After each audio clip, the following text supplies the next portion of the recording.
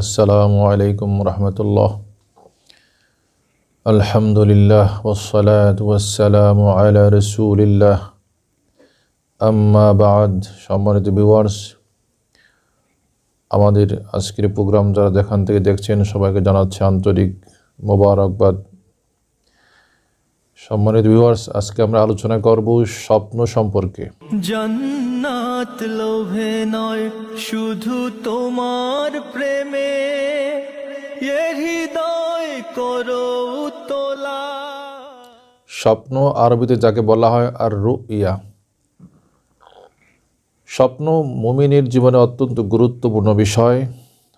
স্বপ্ন, নবীদের যে স্বপ্ন সেটা কিন্তু নবুয়তের একটা অংশ বিশেষ। মহানবী সাল্লাল্লাহু আলাইহি ওয়াসাল্লামের নবুয়তের সূচনা হয়েছিল স্বপ্ন দিয়ে। তিনি ধারাবাহিক 6 মাস স্বপ্ন দেখেছিলেন।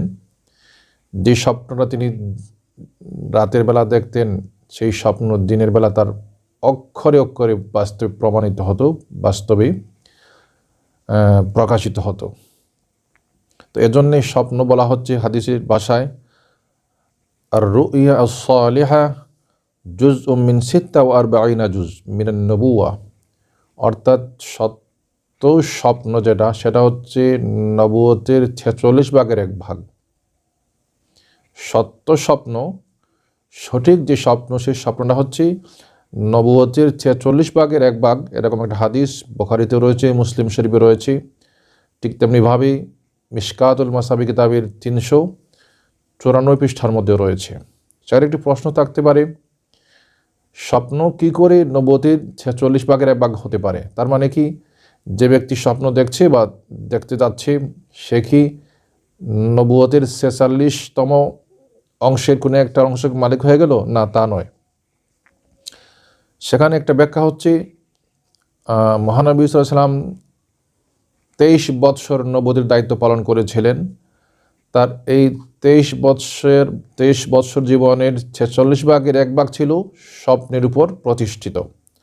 অর্থাৎ মহানবী সাল্লাল্লাহু আলাইহি ওয়াসাল্লাম প্রথম যুগে তিনি স্বপ্ন দেখেছিলেন 6 মাস। পরবর্তী তিনি হযরত জিবরিল আমিনের মাধ্যমে আল্লাহর পক্ষ থেকে ওহী প্রাপ্ত হয়েছিলেন। হেরা গুহায় প্রথম যে ওহী নাজিল হয়েছিল সেটা ছিল ইকরা বিসমি রাব্বিকাল্লাযী খলাক ইলা আখিরিল আয়া। তো মহানবী সাল্লাল্লাহু আলাইহি ওয়াসাল্লাম বলেছেন সত্য স্বপ্ন সেটা হচ্ছে নবুয়তের 46 ভাগের 1 ভাগ। তো নবীর ক্ষেত্রে সেটা প্রযোজ্য। কিন্তু অন্য হাদিসে দেখা যায় যে সত্য স্বপ্নটা 46 ভাগের 1 ভাগ, সেটাও কিন্তু নবী ছাড়া প্রকৃত মুমিন বা নেককার পরহেজগার আল্লাহওয়ালা মুমিনের ক্ষেত্রেও ব্যবহৃত হয়েছে বা আলোচিত হয়েছে। তখন তার ব্যাখ্যা হচ্ছে, নবুয়ত হচ্ছে এমন একটা বিষয় বা এমন একটা অর্থ বোঝায়। নবুয়ত মানে হচ্ছে সত্য সংবাদ, অদৃশ্য বিষয়, যে বিষয়ের জ্ঞান মানুষের পক্ষে অর্জন করা অসম্ভব, আল্লাহর মাধ্যম ছাড়া যে বিষয় জানা অসম্ভব, সে বিষয়ের জ্ঞানের নাম হচ্ছে নবুয়ত। অর্থাৎ অদৃশ্য বিশ্বের জ্ঞান, অদৃশ্য বিষয়ের ইনফর্ম হচ্ছে নবুয়ত। তো যে ব্যক্তি সত্য স্বপ্ন দেখবেন, তার স্বপ্নের 46 ভাগের 1 ভাগ অবশ্যই হবে আল্লাহর পক্ষ থেকে প্রাপ্ত সঠিক স্বপ্ন, সঠিক ব্যাখ্যা, সঠিক বিষয়ের অবহিতি। এ কারণে ইমাম বুখারী রাহমাতুল্লাহ আলাইহি তার বুখারী শরীফের মধ্যে হাদিস উল্লেখ করেছেন। সেই হাদিসটি মিশকাত শরীফের 394 পৃষ্ঠার মধ্যে রয়েছে। হাদিসটি বর্ণনা করেছেন হযরত আবু হুরায়রা রাদিয়াল্লাহু তাআলা আনহু, আল্লাহ রাসূলের সাথে করেছেন। তার শেষ অংশটা হচ্ছে আর রুইয়া সালাসুন। তার মানে হচ্ছে স্বপ্ন 3 প্রকার। একটা হচ্ছে হাদিসুন নাফস, অর্থাৎ একজন ব্যক্তি দিনের বেলা যে কাজ করে বা দিনের বেলা যে বিষয় নিয়ে চিন্তা ভাবনা করে, মাথা বা ব্রেন খাটায়, সে রাতের বেলা এটাই দেখতে পায়। উদাহরণস্বরূপ, যদি কোনো মানুষ বাস চালক হয় বা বাসের কন্ট্রাক্টর হয়, হেল্পার হয়, তখন সে মনে করেন সিলেট থেকে গাড়ি যদি ছাড়ে ঢাকার উদ্দেশ্যে, তাহলে সে পরবর্তী স্টেশনের নাম উচ্চারণ বারবার করতে থাকে, যেমন বলে যে সিলেট সিলেট বা ঢাকা ঢাকা। তো এরকম ব্যক্তি যখন সে রাতের বেলা ঘুমাবে, সে ঘুমের মধ্যেও সিলেট এবং ঢাকা উচ্চারণ করতে থাকে। অর্থাৎ যে ব্যক্তি দিনের বেলা যে কাজ বেশি করে বা দিনের বেলা যে কাজ গুরুত্বের সাথে পালন করে, অথবা দিনের যে কাজটি তিনি বেশি গভীরভাবে চিন্তা ভাবনা করেছিলেন বা যেটা নিয়ে তিনি অনেক ব্যতিব্যস্ত ছিলেন, রাতের বেলা তিনি ঘুমে সে কাজটি দেখবেন, এমনকি অনেক সময় যেরকম আওয়াজ দিয়ে বলবেন পাশের ব্যক্তি সেটা শুনতে পায়, বুঝতে পায়।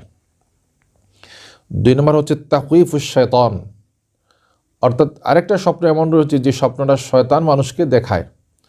অনেক সময় শয়তান মানুষকে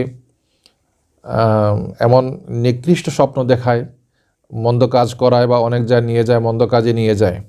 শয়তানের পক্ষ থেকেও স্বপ্ন মানুষ দেখতে পারে। 3 নম্বর হচ্ছে বুশরা মিনাল্লাহি, অর্থাৎ আল্লাহর পক্ষ থেকে একটা সুসংবাদ। অনেক স্বপ্ন অনেক নেককার আল্লাহর প্রিয়জন স্বপ্ন দেখেছেন, যে স্বপ্নটা তার জীবনে প্রতিফলিত হয়েছে বা পরবর্তী তিনি সেটা বাস্তবে দেখতে পেয়েছেন, সেটা আল্লাহর পক্ষ থেকে একটি ইনফরমেশন।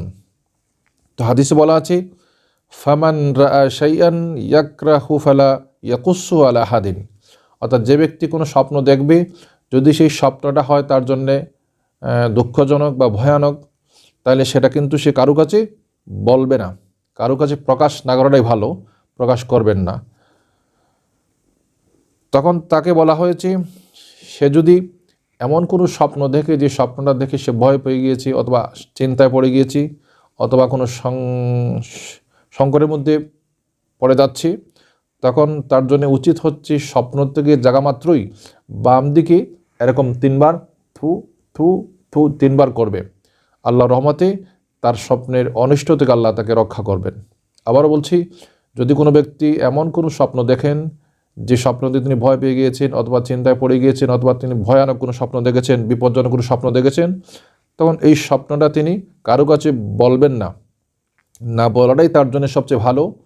আর যদিও বা বলেন, তাহলে তিনি ওই ব্যক্তির কাছে বলবেন যে ব্যক্তিকে তিনি ভালো করে শ্রদ্ধা করেন, সম্মান করেন এবং তার বিশ্বস্ত ব্যক্তি যিনি অথবা যিনি নেককার আল্লাহওয়ালা পরহেজগার ব্যক্তি, এমন ব্যক্তির কাছে বলতে পারেন।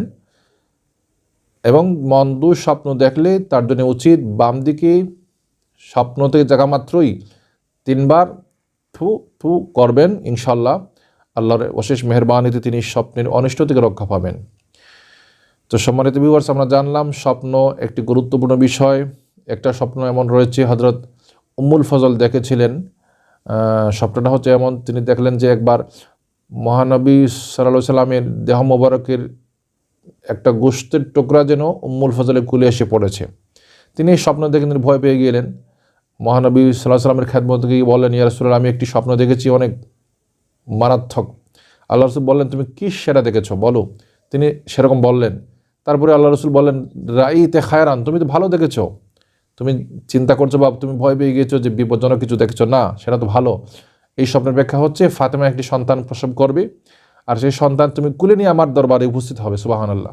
তো স্বপ্ন হচ্ছে খুবই গুরুত্বপূর্ণ বিষয়। যদি স্বপ্নের ব্যাখ্যা আমরা জানতে পারি, বুঝতে পারি, তাহলে স্বপ্নের মাধ্যমে আল্লাহর প্রিয় বান্দাদেরকে আল্লাহ অনেক বিষয় সতর্ক করেন, অনেক বিষয় অবহিত করেন, অনেক বিষয় তাকে হেল্পও করেন। তো স্বপ্ন সম্পর্কে আমাদের ভালো ব্যাখ্যা জানার দরকার। আমরা জানি স্বপ্ন সম্পর্কে সবচেয়ে বেশি যিনি অভিজ্ঞ ব্যাখ্যা দিতেন বা যিনি বেশি খ্যাতি লাভ করেছেন, তিনি হচ্ছেন ইবনে সিরিন রাহমাতুল্লাহ আলাইহি। তিনি হচ্ছেন তাবিদের মধ্যে একজন শ্রেষ্ঠ তাবি। তিনি হচ্ছেন ইবনে সিরিন। তিনি একটা কিতাবও লিখেছেন স্বপ্নের ব্যাখ্যা সম্পর্কে, সেটা হচ্ছে তাবিরুর রুয়া, অর্থাৎ স্বপ্নের সঠিক ব্যাখ্যা। তো স্বপ্ন যদি আমরা দেখি আর যদি তার সঠিক ব্যাখ্যা আমরা জানতে পারি, তাহলে সেই স্বপ্ন আমাদেরকে অনেক উপকারে লাগবেই। আমরা সেখান থেকে অনেক কিছু জানতে পারবো, অনেক শিক্ষা নিতে পারবো। সম্মানিত ভিউয়ার্স, আজকে এ পর্যন্তই। সবাই ভালো থাকুন, সুস্থ থাকুন। আসসালামু আলাইকুম ওয়া রাহমাতুল্লাহি ওয়া বারাকাতুহু।